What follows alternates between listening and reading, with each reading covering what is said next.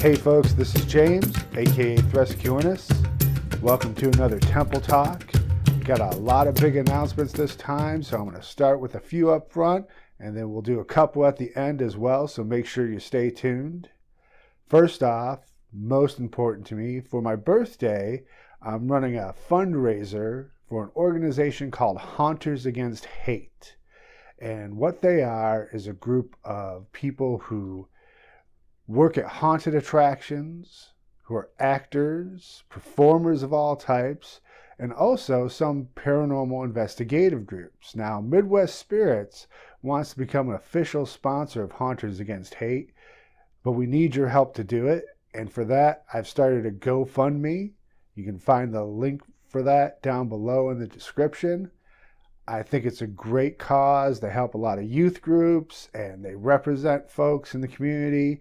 So please give. If you just have a few bucks, we really appreciate it. Another announcement, starting Thursday, May 18th, I'm going to be doing live free tarot readings and Q&A sessions.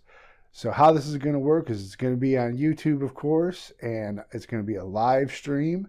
And I will do free one-card tarot pulls for anyone who shows up and asks for one. And generally, I'm going to sit there and ramble on about magic, try to make it a little entertaining for you. And you can ask me questions about anything, about the Western esoteric tradition, anything you see on the channel, other parts of magic, about the Order of Emergent Magi or Emergent Magic. So that's going to be fun. Great way to interact. Would love some folks to show up for that. So this time out, we're talking about familiar spirits. Now, there's some traditions out there who have very specific ideas of what a familiar is. Some of those traditions require initiation to get a familiar. They have very specific ideas on what forms the familiars take. Sometimes they inhabit animals. I'm kind of talking about that, but that's included in a more general sense. I'm talking about spirits that you're familiar with. The spirits that you talk to on a regular basis. And of course, you are talking to spirits on a regular basis, right? I see a lot of folks when they first get into magic, they're looking for which god that they want to devote themselves to, or which god is going to notice them. And, I'm guilty as charged. Beaky, he's my main man. But I think it's a wrong approach. Not a wrong approach. There are better ways to do it. And deity, for a lot of people, it's very important. For some people, it's not. But they're a more specific type of thing. And they may not be as useful as getting to know some other spirits. Gods have their own domains. Gods of love, gods of war, gods of rulership. And, well, is that what you need right now in your life? If it is, that's great. And of course, you could always go to whatever god you worship, even if you're Christian, for general advice and for answering of prayers. But you might get more mileage out of talking to other types of spirits. In contrast, other types of spirits, be they spirits of the dead, or spirits of the land, or ultra-terrestrials, or, demons or angels, well, they might be more useful. They might have a better understanding of your situation. And also, they might really want to have their message heard.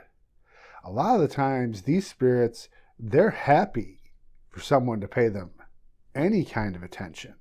And if they could get their message heard, well, then they might help you out in a lot of different ways that is going to help your practice and help your investigation. Here's something I've suspected for a long time, just a feeling that I have not something I can prove, but I feel like a lot of the spirits that I've encountered are people, maybe not humans, but people like us. People who are explorers, people who are reaching out across the worlds. And while we might be trying to phone them, they're trying to phone us. We're trying to do that, strange radio connection across dimensions. And a lot of times the signal gets garbled, but, that's why you need to keep trying. Now, before you start thinking that I'm only talking to the magic professionals out there, I'm not. There are plenty of paranormal groups out there who have spirits that they've befriended, spirits that follow them around. And I know often in the paranormal community that's said with negative connotations, the spirit followed us home. Well, sometimes that's a good thing. Sometimes you've become friends. And you can see a good example of this with Connor Randall, Carl Pfeiffer, their Spirits of the Stanley web series, where they befriend a couple of spirits, Eddie and Lucy, and they know them by name and they talk to them repeatedly. Please tell us your name. Ed's here. And then later, when they filmed the series Hellier, one of the spirits, Eddie, seems to follow them around, shows up while they're exploring a cave during that investigation. And then that was gone. And then for a second, it was like Eddie from the Stanley, one of our spirits of the Stanley. He was there, dropped a couple lines, and then he was gone. Ed. Ed. And are you still hanging with us? What up?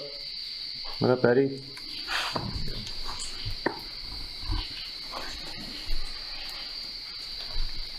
Eddie. And spirits like that, they can be your eyes and ears in the spirit world. They can be your liaisons to the other spirits around you. They can give you a heads up. They can give you warnings when there's other fellows out there who might not be so friendly. So befriending spirits, having them follow you home, sometimes that's a good thing. And when I say get familiar with spirits, I mean more than familiar. You need to befriend them. No one is gonna jump up and try to help you out if all you do is come to them with your problems, right? You can't just talk to them when you want something. You need to maintain that communication like you would any friendship. And like I said before, a lot of these spirits, they just want to have their message heard.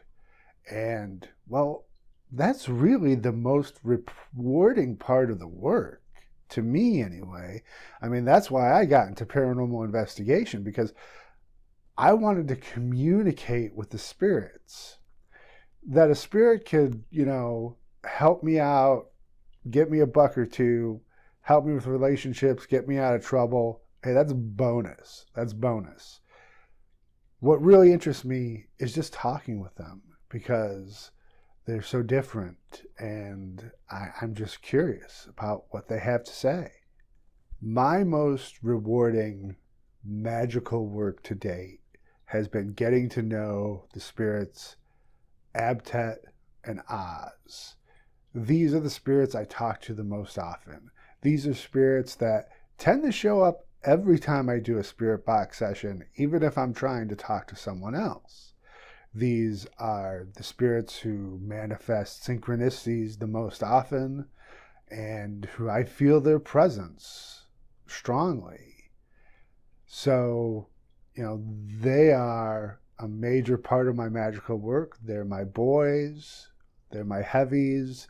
If something goes wrong, they're going to back me up, just like I'm going to back them up, and I am going to give them offerings and I am going to always listen to what they need. And on that note, starting in June, once a month, we're going to be doing Spirit Box sessions with Oz and Abtep. We're going to record those, and we're going to start posting those on, once again, Scroll of Thoth Ko-Fi and Midwest Spirits Patreon. So look out for those, and it's another bonus that we're going to do for subscribers every single month, along with your bonus Temple Talk.